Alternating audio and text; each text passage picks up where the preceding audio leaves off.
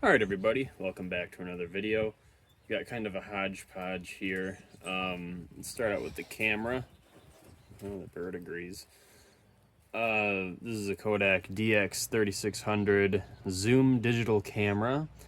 2.2 megapixels. This is from, I believe, 2000 or 2001. It's kind of a really basic digital camera. Got the little zoom rocker up there. Got some connector down there. I don't know what that does. It's got video out and USB. So I guess I could use it as a camcorder for filming a video. Might be kind of fun. And in here, you gotta take the lid off first, is a CF card. Come on, if it'll come out. Yep, there we go. It doesn't slip out of my hands. SanDisk Compact Flash number 1, December 29th, 01 is what it says. Copyright 1999, SanDisk. Here's the other side. 64 megabytes. Here's the connector. This is IDE connector in a different form factor, so kind of interesting. That's why you can use CF cards on old computers as a storage drive or whatever. Had to get some batteries. My Goodwill supplies Kodak batteries, so I thought that was kind of fitting.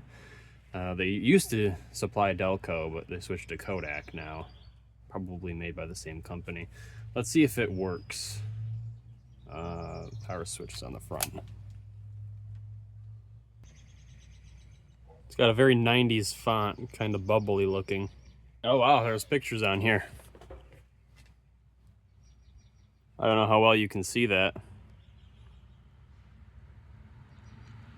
August 20th, 2007.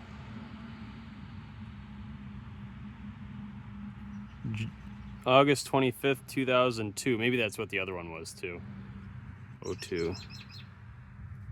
No, that's 07. They're all 07. Wow. That's kind of cool.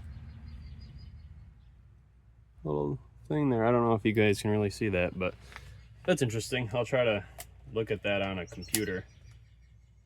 See if I can read those. It's always kind of fun with the digital cameras looking through the photos. Anyways, let's focus up on this radio here. This is an Admiral model something. I don't know. Just a standard broadcast. Dial cord's in good shape. This turns nicely.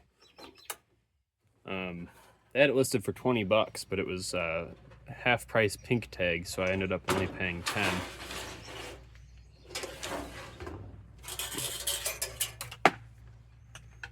Check out this power cord. It is extremely stiff, but it's not broken. It's not cracked or dry rotted or anything. It uses solid copper wire instead of not solid. I'm blanking on the term, but it's just solid copper wire in there. I wonder if that's original. Probably not, but seems to be okay.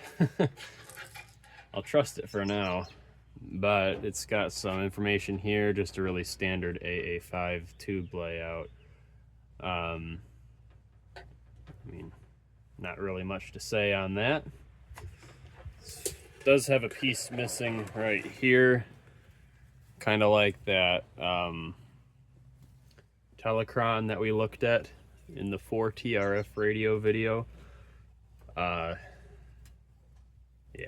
that's unfortunate, but it's not terrible or anything. There's a model. Admiral model 5J21.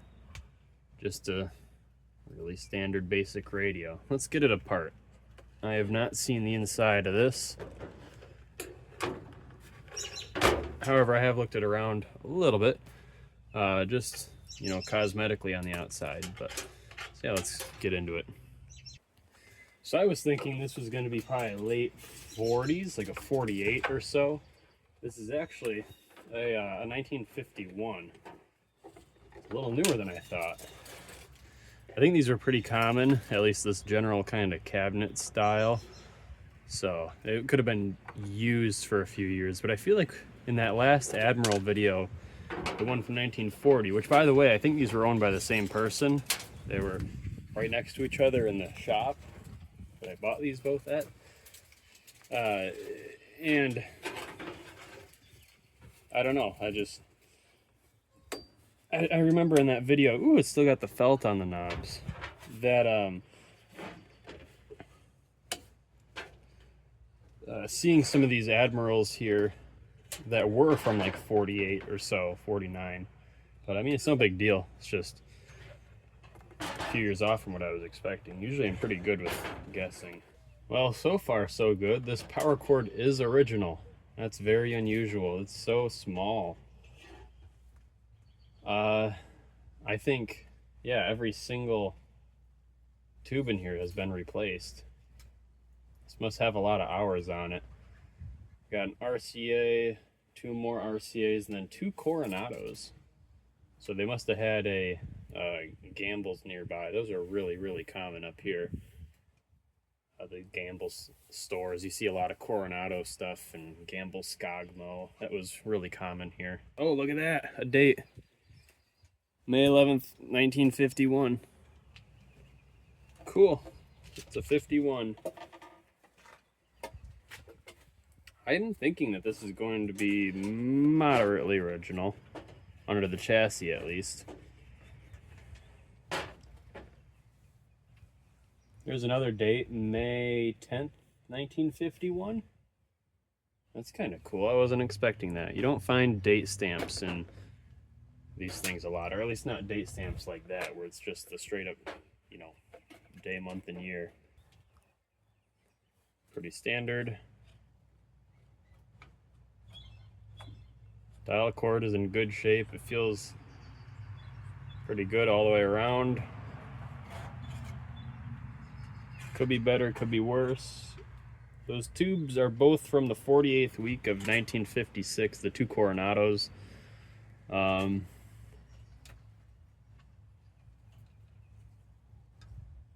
No dates on the RCAs.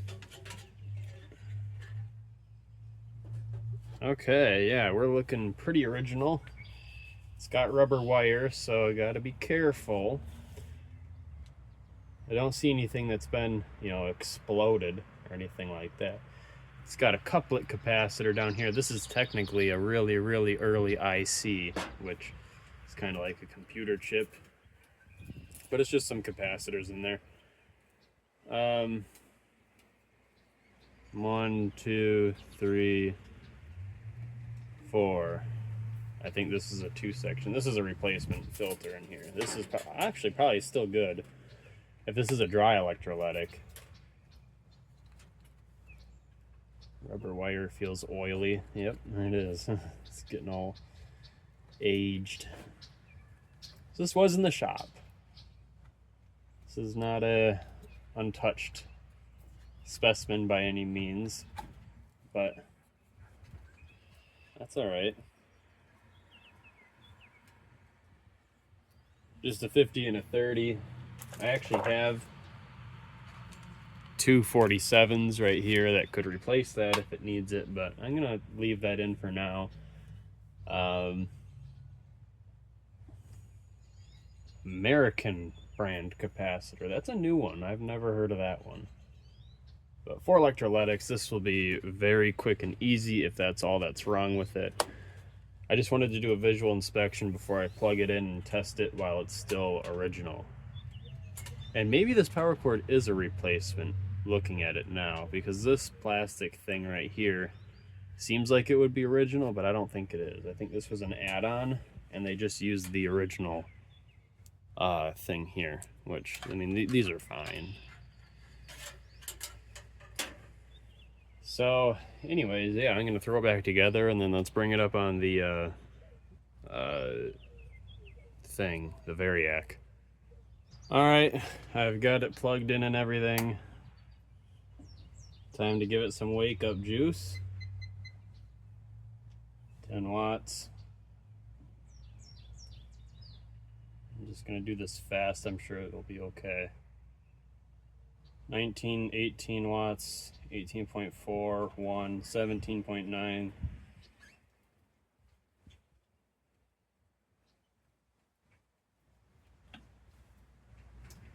With that UL listed power cord, what could go wrong?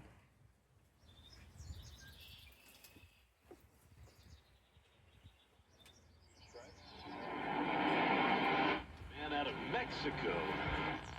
The darn thing just works. Sixth year in the big leagues. He takes low and away. 2-2. Leading off the fourth. What else do I have to say? Quinn Priester. The stuff is just built so well. Gets his sign from Haas. 2-2 pitch. Inside.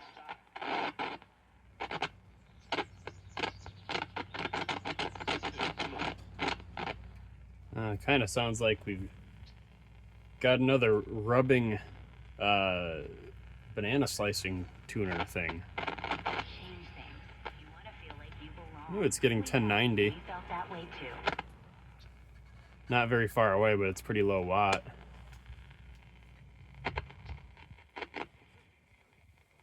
It's getting another station in too.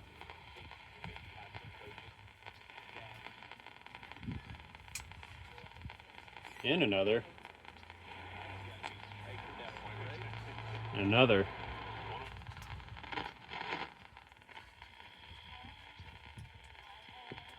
I think that's WLW out of Cincinnati, Ohio. And I am in Barron County, Wisconsin. I am not close, but that's the only station that I get around 700.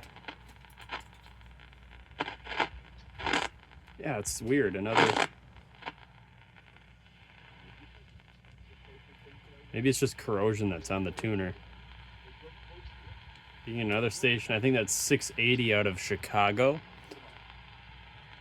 I mean, it's like 12:30 p.m. right now. It's the middle of the day. It's not like these stations are waking up or anything. Oh, found a dead spot in the, I think it's in the knob.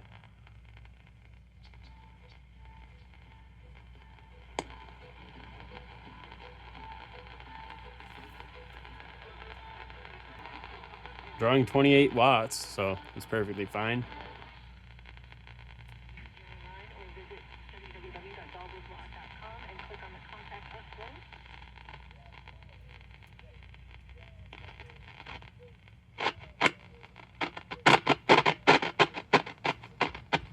It must just be corrosion, because did you see that? When I just shifted it back and forth, it went away. So I think it is on the tuner, the tuning condenser, but it's just corrosion that's on it that I need to rub off.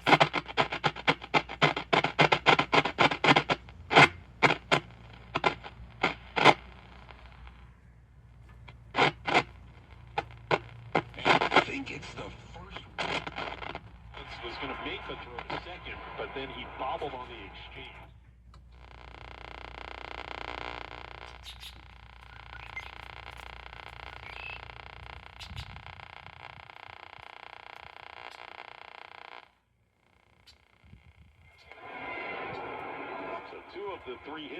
This thing just works. I'm not even going to do anything to it. It just works. It's sensitive.